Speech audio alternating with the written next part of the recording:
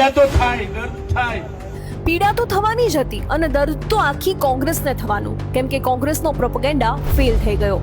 ખેડૂતોના રૂપમાં કોંગ્રેસે વોટ બેંક જોઈ અને આંદોલનના રૂપમાં હિંસા અરાજકતા ફેલાવવાનો પ્લાન કર્યો.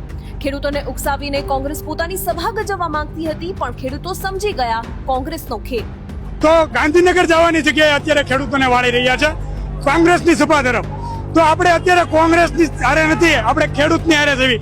અત્યારે અહીંયા અમે જ્યાં કોંગ્રેસની સભા હતી ત્યાં જેસીબી રાખવામાં આવ્યું હતું.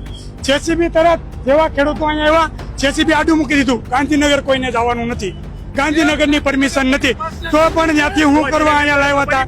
કોંગ્રેસ જે સભા કરવા માંગતી હતી તે સભામાં ખેડૂતોની માંગ સાથે કોઈ લેવા દેવા જ ન હતા, તે પણ ખેડૂતોએ માન્યું. થાંભલા માટે આમાં થાંભલાની વાત જ નથી કે જો બેનરમાં બતાવો કેમેરામાં પાલભાઈને કોંગ્રેસ રહ્યું ને એનો રાજકીય લાભ લેવા માંગે.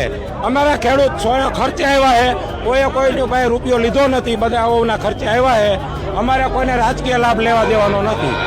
અને કોંગ્રેસનો આ રાજકીય એજન્ડા સેટ કરવા માટે ખેડૂતોનો ઉપયોગ થયા હોવાનો અહેસાસ થતા જ મોટા ભાગના ખેડૂતો આ આંદોલનથી તુરંત જ અળગા થઈ ગયા અને કોંગ્રેસને તેની ઓકાત દેખાડી દીધી.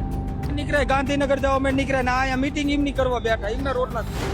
આ 19 સીટ આવે એ નહીં આવે કોંગ્રેસ વાળા કે તમારે એમાંથી ને જાય સ્વભાવ કરશો તો આવું. કોંગ્રેસ ને કઈ તમારી સભામાં કોઈ નહીં બેવે એક માણા. કોંગ્રેસને આડે હાથ લીધી એટલું જ નહીં, ખેડૂતોએ કોંગ્રેસની સભાનો બહિષ્કાર કર્યો અને અમિત ચાવડાના બેનર પણ ફાડ્યા. એટલે જ કોંગ્રેસનો ગુજરાતમાં શાંતિ ફેલાવવાનો આ એજન્ડા પણ ફેલ થયો.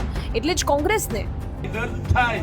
હવે તો કોંગ્રેસે સમજી જવું જોઈએ કે આ ગુજરાત છે અને ગુજરાતીઓ કોંગ્રેસના કાવતરાને ઓળખે છે. ખેડૂતોની સરકાર પાસે માંગ હોઈ શકે, પણ ગુજરાતના ખેડૂતોને કોંગ્રેસનો એ કાળો સમય પણ યાદ છે જ્યારે ખેડૂતો પાણી, વીજળી અને સહાય માટે વલખા મારવા મજબૂર હતા. અને એટલે જ ખેડૂતોએ જ કહી દીધું કોંગ્રેસને કે આ 19 સીટ આવે એ નહીં આવે કોંગ્રેસ વાળા કે તમારે